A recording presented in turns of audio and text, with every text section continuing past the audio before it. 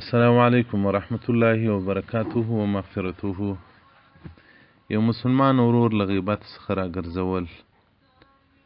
اسماء بنت یزید رضی الله عنها وایي و رسول الله صلی الله علیه وسلم وایي که مؤمن له غیبت راوګرځي هغه مجلس کې په غیبت شروع کړي ته فتح ورکړي چې ما کان حقا علی الله ان یعتقه من النار. پر الله جل جلاله وایي حق ده، واجب ده وایي چې دغه څوک به د اور څخه ازادوي.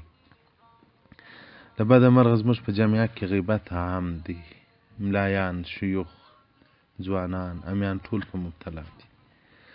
او له بده مرغه اوس بیا یو بله کبیره ګناه هم کې را عامه سوه، لکه تصویران اخیستل.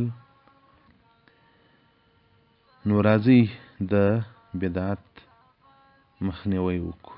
په هر مجلس کې بدعت کېږي، غیبت کېږي، باید هغه خلکو ته انګاهي و تنبیه ورکړو چې غیبت دی او دغه رنګه تصویران اخیستل که په هر مجلس کې وه. حدیث رقم 4981 کتاب الاداب صفحه 109 مرقات جلد 9. والسلام علیکم ورحمة الله وبرکاته.